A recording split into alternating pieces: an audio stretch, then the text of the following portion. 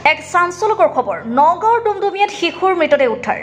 নগাঁৱৰ ডুমডুমিয়াৰ north east advance একাডেমীৰ সন্মুখত উদ্ধাৰ হৈছে শিশুটিৰ মৃতদেহ ডুমডুমিয়া আৰক্ষী পহৰা চকীৰ পৰা নাতি দূৰৈত উদ্ধাৰ হোৱা শিশুটিৰ মৃতদেহক লৈ চাঞ্চল্যৰ সৃষ্টি হৈছে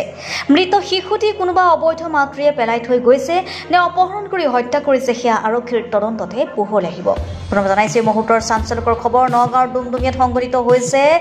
এক শিশুৰ মৃতদেহ উদ্ধাৰ ঘটনা নগাঁৱৰ ডুমডুমিয়াৰ নৰ্থ ইষ্ট এডভান্স একাডেমীৰ সন্মুখত উদ্ধাৰ হৈছে শিশুটিৰ মৃতদেহ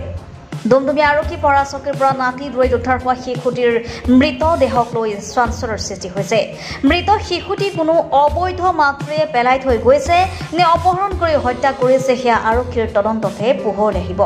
মই ৰাতিপুৱা আপোনাৰ মৰ্ণিং ৱাক কৰিবলৈ আহিছিলোঁ আহোঁতে তেনেকৈ মই মৰ্ণিং ৱাক কৰি আহি থকাৰ পিছত মই বোলো অকণ পেচাব কৰা ধৰিলে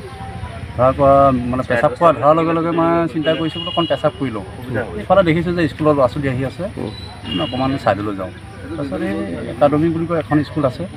ছাইডত আহি পেচাব কৰিছোঁ মইতো এইফালে দেখিছোঁ স্কুলৰ টিউশ্যনৰ ল'ৰা ছোৱালী আছে তাৰপিছত অকণ ছাইডলৈ গৈ পেলাই পেচাবটো কৰোঁ পেচাব কৰিব ধৰিছোঁ তেনেকুৱাতে দেখিছোঁ পেচাব কৰাৰ লগে লগে দেখিছোঁ এনেকুৱা টয়লেট এটা পৰি আছে টয়লেটটো দেখা পোৱাৰ লগে লগে মই টয়লেটটো এনেকৈ বোলো এইটো কি বস্তু টয়লেটটো কি আছে আকৌ মনতে ভাবিছোঁ বোলো নাই কোনোবাই কিবা পেলাই থৈ গৈছে আকৌ উভতি আহিছোঁ আকৌ মই ৰিটাৰ্ণ আকৌ গৈছোঁ বোলো নাই কিবা আছে নেকি এইটো বুলি কৈ মানে দাঙি চাইছোঁ মানে সৰু চাই বাচ্ছা এটা পুতলাৰ নিচিনা তাৰপিছত এইটো দেখি পেলাই মানে ভয়ত মই দৌৰ মাৰিছোঁ দৌৰ মাৰি ওচৰৰ মানুহ আছিলে তেওঁলোকক জনাইছোঁ জনাই পেলাই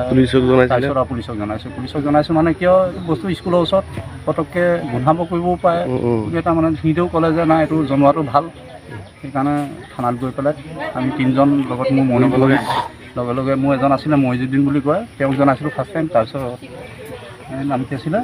জিয়াবুৰ বুলি কয় তেওঁকো জনাইছোঁ তিনিজন গৈ পেলাই থানা আই চি ছাৰক জনাইছোঁ তাৰপিছত আই চি ছাৰে লগে লগে আহিছে এইটো আপোনালোকে কি সন্দেহ কৰে সন্দেহ মানে এইটো আইডিয়াৰ মানে কোনোবাই পেলাই থৈ গৈছে ভিডিঅ' জাৰ্নেলিষ্ট মৃণালৰ সহযোগত নগাঁৱৰ পৰা বিভূতি বৰাৰ ৰিপৰ্ট সুহানা লাইভ